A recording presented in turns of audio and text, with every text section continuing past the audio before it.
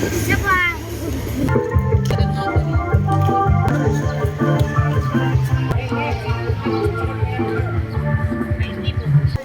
บายดีพ่อแม่พี่น้องมื้อนี้ก็อยู่กับซ่องบ่าวจันพาส้มพี่น้องมื้อนี้บ่าวจันพาส้มก็สิมาทำบุญพี่น้องอยู่ที่บัดบ้านหน้าปงพี่น้องก่อนอื่นบ่าวจันก็ขอฝากพ่อแม่พี่น้องกดติดตามรับชมคลิปของบ่าวจันเด้อพี่น้องก็ได้ถือโอกาสพี่น้องได้มาทำบุญพี่น้องนั่งก็ขาเถิดสาธุสาธุสาธุอนุโมทามิสาธุตอนนี้เพิ่นกำลังทำพิธีสีหุดทรงพระนะพี่น้องตอนนี้ทุกคนกำลังเตาห่มกันตอนนี้เพิ่นกำลังเอาพระลงมาพี่น้องกำลังเอาพระลงมาให้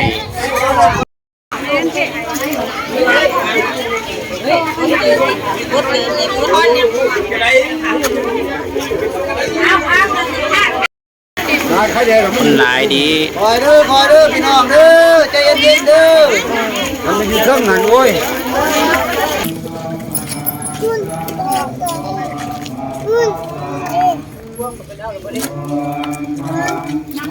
เอาตัวลูกมัดบ่ได้ดอกไปฮะมัดบ่ได้ดอกขามัดที่นี่เอาหยังโหคนนี้ฉันน้ำเจ้าคนนี้อันหยังบ่เพิ่งสินี่อันนี้เรียกมาได้บ่เอามัดอันหยังอย่าบอกนี่หยังก็สิเว้าหยาบเด้อคนเด้อแล้วก็สิจับนี่มัดเด้อนี่มัดเพิ่นนี่ต้องมาแล้วบ่เพิ่นนั่งขายอยู่รถเห็นไปเต็มบ่ได้ซุกแล้วออกมาได้เด้อขายอยู่บนมันจังสบายแบบไปนั่งขายอยู่รถโลดผู้ทอกระทอกเอ้า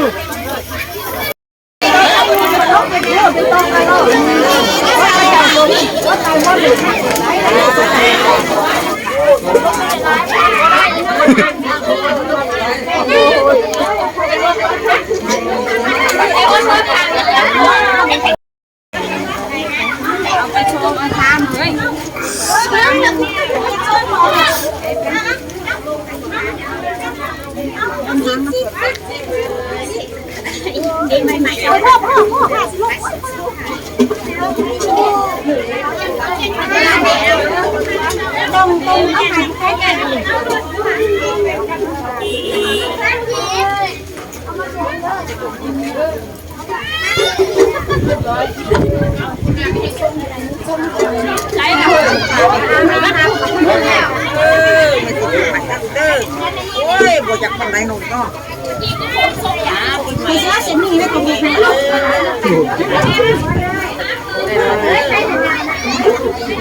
ใครเรียนกัน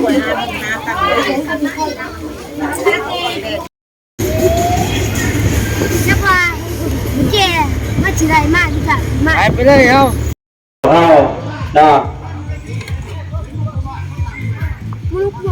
บัดนี้ผู้เฒ่ากะสิไปก่อนเลยเนาะวันนี้เนาะสิขอลาไปก่อนเด้อขน่อยเด้อสิไปพุ่นแล้วต้องวัดจุ่มไงเนาะ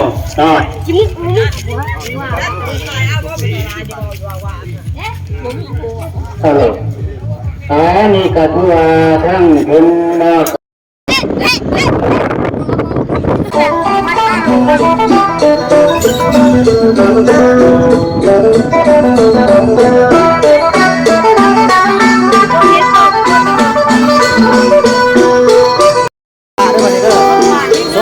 ต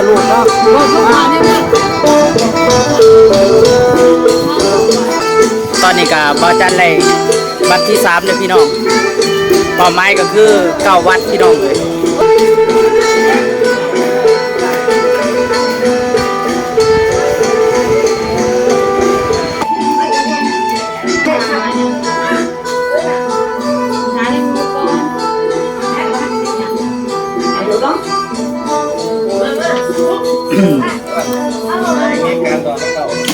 แต่ว่ามาทรงพระเนาะตั้งใจมาเลย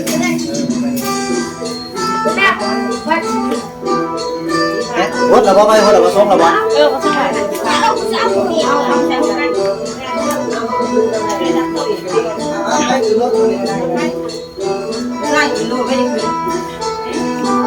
ซ็ตเขาเนี่ย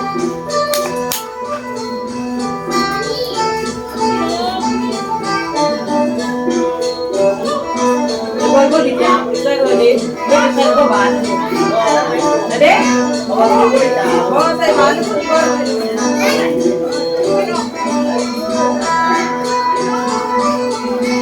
พอเชื่อไปเลยพ่อเดี๋ยวพาเขาไปชี้ดูเนี่ย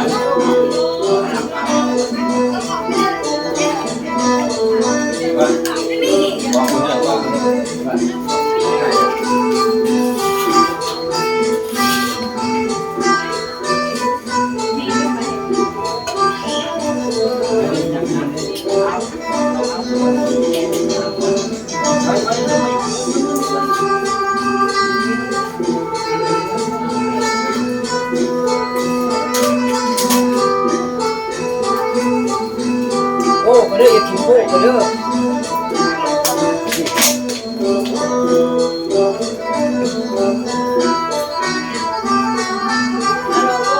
พี่น้องมื้อนี้ตอนนี้บ่จันกะ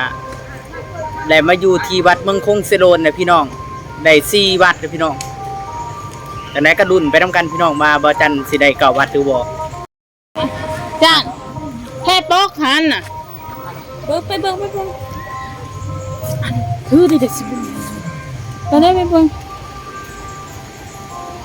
พี่น้องมื้อนี้เอาบุญนำกันพี่น้องเลยไหวเฮ้ย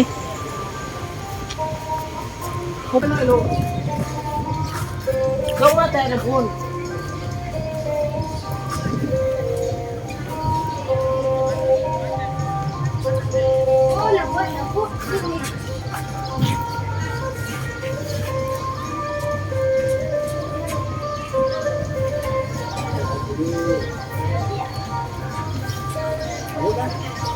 ก็ทีมอยู่ใช้ได้โอ้เนาะอาม่าดอกไม้คนนั้น